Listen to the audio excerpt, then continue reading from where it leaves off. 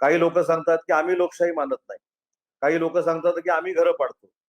आम्ही घरं पाडतो, शिवसैनिकांनी काहीतरी तो स्टुडिओ फोडला, अशा गोष्टी सांगत असताना काही लोक सोयीस्कररित्या विसरतात की कंगना राणावतचं घर पाडण्यासाठी जो जेसीबी पाठवला होता तो कोणी पाठवला होता?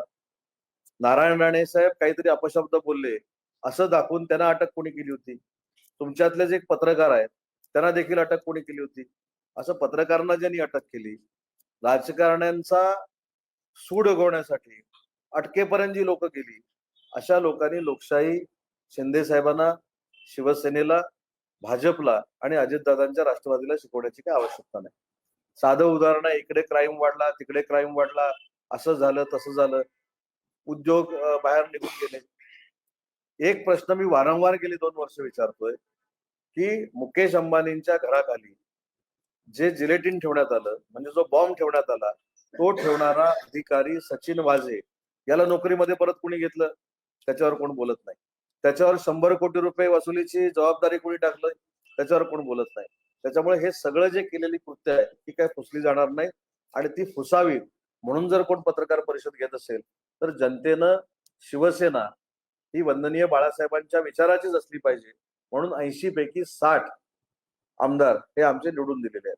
आणि म्हणून सारखी टीका करायची, त्याच्यानंतर शेतकऱ्यांसाठी काही केलं नाही, शेतकऱ्यांसाठी काही दिलं नाही, कांद्याचा प्रश्न कोणी सोडवला?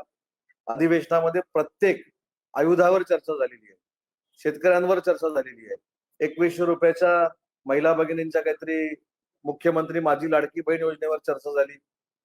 शेवटी आपण जे 5 वर्षाचं काही काम ठरवतो अजेंड्याच्या रूपाने, 5 वर्षामध्ये पूर्ण करायचं असतं.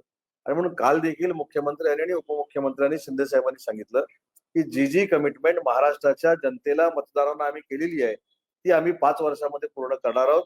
त्याच्यासाठी आम्हाला सल्लागाराची आवश्यकता नाही. त्याच्यामुळे जे आपण करू शकलो नाही ते शासनानं केलंय, हे देखील ज्यांना कळत नाही ते आज आमच्यावर टीका करायला लागलेले आहेत.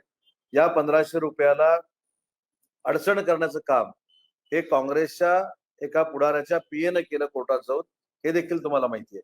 त्याच्यामुळे महाविकास आघाडी पूर्ण माझी लाडकी बहीण योजना या योजनेच्या विरोधामध्ये होती. ती योजना महिला भगिनींपर्यंत पोचू नये यासाठी ते प्रयत्न करत होते. त्यांकडनं ठार मारण्याची धमकी असताना त्यांची सिक्युरिटी काढण्याचा ज्यांनी निर्णय घेतला, त्यांनी लोकशाहीचं अस्तित्व काय आहे किंवा संविधानाबद्दल आम्हाला शिकवण्याची अजिबात गरज नाही. आणि म्हणून मला एवढंच सांगायचंय की जे अधिवेशन पार पडलं हे महाराष्ट्राच्या हिताचं पार पडलं, महाराष्ट्राच्या प्रत्येक घटकाला न्याय देणारं हे अधिवेशन होतं. ज्यांनी अधिवेशनात येऊन कामकाजातच सहभाग घेतला नाही किंवा जे फक्त दुसऱ्यावर टीका करण्यासाठी आणि तुमच्या समोर पोडियमवर येऊन टीका करण्यासाठी सभागृहामध्ये होते, त्यांनी एकनाथ शिंदेना विधानसभेतल्या किंवा देवेंद्रजींना विधानसभेतल्या कामकाजाची आठवण करून देण्याची काही गरज नाही. त्याच्यामुळे काही लोकांनी पहिल्यांदा तासनतास विधानसभेमध्ये किंवा विधान परिषदेमध्ये येऊन बसलं पाहिजे. विधानसभेच्या हिरव्या पुस्तकाचा, लाल पुस्तकाचा अभ्यास केला पाहिजे. त्याच्या आयुधामधनं महाराष्ट्राच्या जनतेसाठी काही विधानसभेमध्ये चर्चा केली पाहिजे. फक्त पत्रकार परिषदेमध्ये चर्चा करणं म्हणजे विधानसभेतली चर्चा आहे असं जनता ग्राह्य मानत नाही, हे देखील काही लोकांनी समजून घेतलं पाहिजे.